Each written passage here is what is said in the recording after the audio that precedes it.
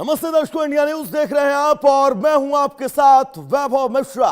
Iran versus 3 Sunni देश, क्या बारूद बदलेगा वेश? और इसी से जुड़ी एक बड़ी खबर आपको बता दें। दरअसल मक्का का महा डिफेंस डील अब बारूदी खेल बदलने वाला है।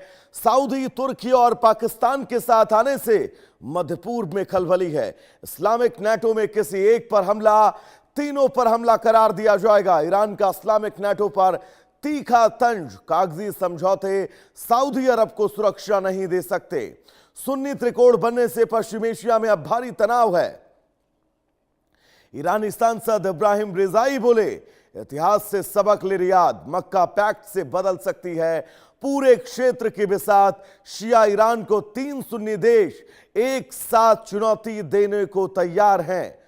तो पश्चिम एशिया की कूटनीतिक बिसात पर एक ऐसा रणनीतिक भूचाल आया जिसकी तपिश पूरे मिडिल ईस्ट को बारूद के ढेर में तब्दील कर सकती है। मक्का की पवित्र भूमि पर सऊदी अरब, तुर्की और पाकिस्तान के बीच हुए ऐतिहासिक त्रिपक्षीय रक्षा समझौते ने एक नए इस्लामिक नेटो की नींव रख दी है। इस समझौते का सबसे बड़ा और कड़ा संदेश ये कि अगर इन तीनों में से किसी भी एक देश पर सैन्य हमला होता है तो उन तीनों देशों पर हमला माना जाएगा।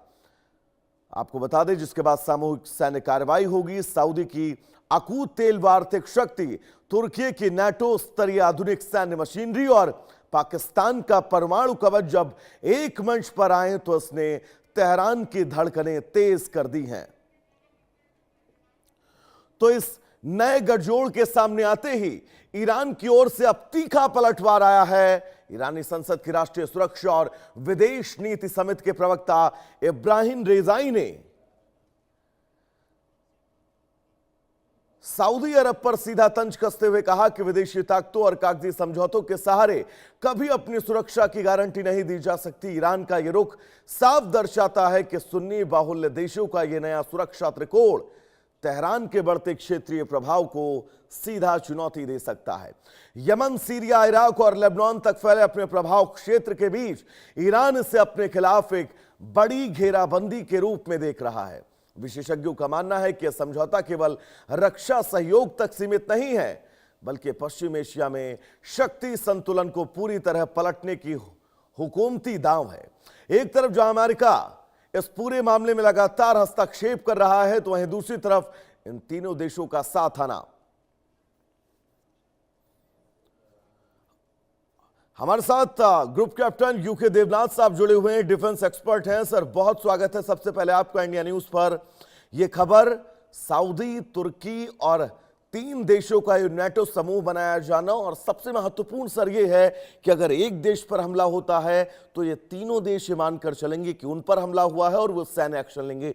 ईरान के लिए कैसे मुश्किल भरा है, और शिया सुन्नी के इस डिफरेंट को इन क्षेत्रीय परिस्थितियों में थोड़ा सा दर्शकों को समझाइए। जी हाँ वैभव, जैसे तुर्की, सऊदी और पाकिस्तान ने ये समझौता साइन किया है, ईरान थोड़ा पशोपेश में है। क्योंकि इसमें लिखा हुआ है क्लियरली कि अगर एक देश पर किसी ने हमला किया तो बाकी दोनों देश भी उस देश की मदद के लिए सामने आएंगे। अब एक सेकंड के लिए हम मान भी लें कि अमेरिका और ईरान के युद्ध के चलते जब भी अमेरिका ईरान पर बॉम्बिंग करता है तो ईरान जवाबी कार्रवाई में गल्फ कंट्रीज सऊदी पर भी हमले करता रहा है। ईरान तुरंत अपनी मिसाइलों का रुख सऊदी में जो अमेरिका के आर्मी, नेवी और एयरफोर्स बेसेस हैं उनके ऊपर कर देता है। तो देखना ये पड़ेगा कि क्या ईरान के इन हमलों को, जो कि उसने सऊदी के अंदर अमेरिकन बेसेस पर किया है, क्या इनको एक सऊदी पर हमला माना जाएगा? अगर ऐसे है तो तुर्की को और पाकिस्तान को सऊदी की मदद के लिए जाना पड़ेगा। लेकिन सवाल देखो, बतौर एयरफोर्स पायलट, मैं फाइटर पायलट था, तुर्की किस तरह से सऊदी की मदद करेगा? क्या तुर्की ईरान के खिलाफ कोई फौजी कार्रवाई कर सकता है? तुर्की के पास आर्मी है, लेकिन वो ईरान तक कैसे पहुंचेगी? तुर्की के पास नेवी भी है, लेकिन वो भूमध्य सागर, सुएज कैनाल, लाल सागर होते हुए कैसे पहुंचेगी ईरान के खिलाफ युद्ध करने? हाँ, तुर्की के पास एक एयरफोर्स है और अच्छी एयरफोर्स है। तुर्की अपनी एयरफोर्स का इस्तेमाल कर सकता है सऊदी की सपोर्ट में और ईरान पर हमला कर सकता है। लेकिन वैभव देखो, सऊदी के पास इतनी शानदार एयरफोर्स है और उसने अभी तक खुल के सऊदी एयरफोर्स का इस्तेमाल नहीं किया ईरान के खिलाफ। बिल्कुल। ये समझने वाली बात है। अगर सऊदी के पास इतनी बड़ी एयरफोर्स है और शानदार पायलट्स हैं, क्योंकि वो सारे सऊदी के पायलट अमेरिका में ट्रेंड हैं, अगर वो खुल के ईरान पर अपनी एयरफोर्स का इस्तेमाल नहीं कर रहा, तो भला तुर्की क्यों आएगा इस जंग में और ईरान पर हमला करे। ऐसे ही हम पाकिस्तान के बारे में सोच सकते हैं। ईरान के साथ पाकिस्तान के रिश्ते ठीक ठाक हैं, प्राय प्राय दोस्ताना हैं। ऐसे में पाकिस्तान ने ऐसे भी सऊदी में 14,000 इन्फेंट्री ट्रुप्स को डिप्लॉय किया हुआ है।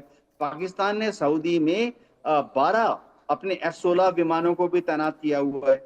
लेकिन क्या पाकिस्तान एयरफोर्स के ये 12 F-16 विमान सऊदी की सपोर्ट में ईरान पर हमला करेंगे?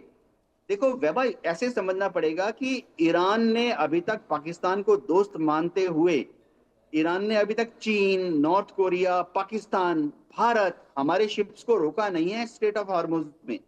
तो अगर पाकिस्तान ने गलती से भी अपनी एयरफोर्स के F-16 जो कि सऊदी में है उनका इस्तेमाल ईरान के खिलाफ किया, तो क्या करना है ईरान ने? सबसे पहले स्ट्रेट ऑफ हॉर्मुज में जो पानी के जहाज जा रहे हैं पाकिस्तान को, जिनको कि सऊदी जिनको कि ईरान बेरोक टोक अंदर जाने देता है और बाहर आने देता है, पाकिस्तानी शिप्स, ईरान ने उनको भी रोक देना है पाकिस्तानी शिप्स को।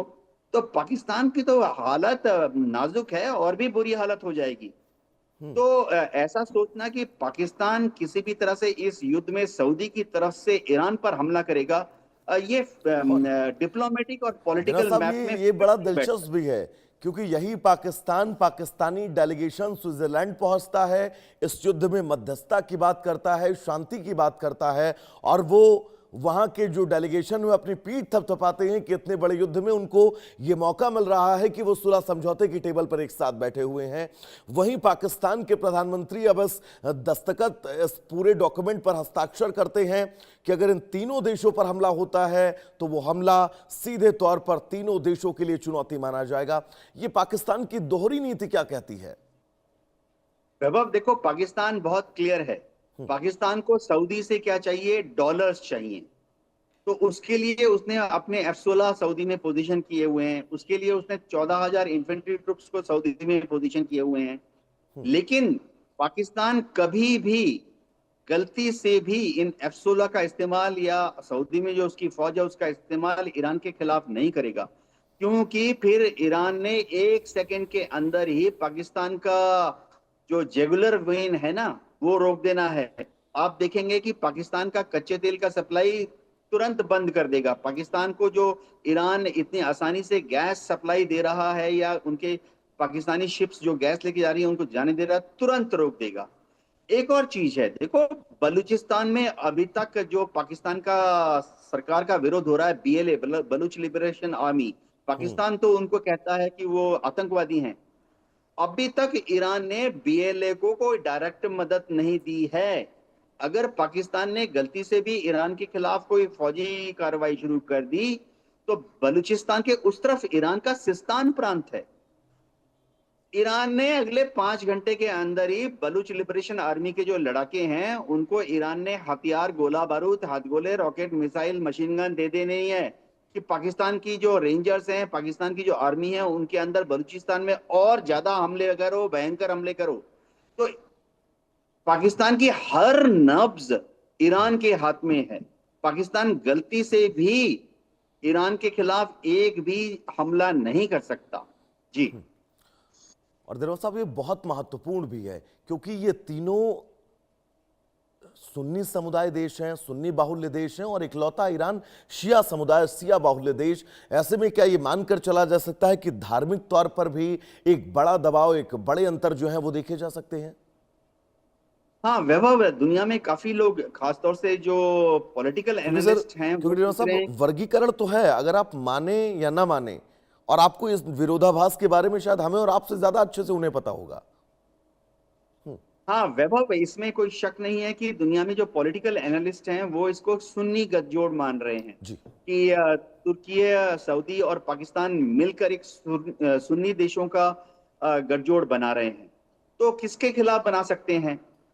क्या ये गठजोड़ ईरान जो कि एक शिया मुल्क है उसके खिलाफ है।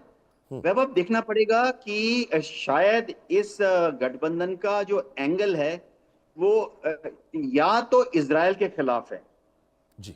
यानी अगर इजराइल ने कभी तुर्की पर हमला किया, इजराइल ने कभी सऊदी पर हमला किया, या इजराइल तो बार बार पेशकश कर चुका है, इजराइल तो भारत को भी अप्रोच कर चुका है आज से 10 साल पहले, 5 साल पहले कि चलो दोनों देश मिलकर पाकिस्तान पर हमला करते हैं।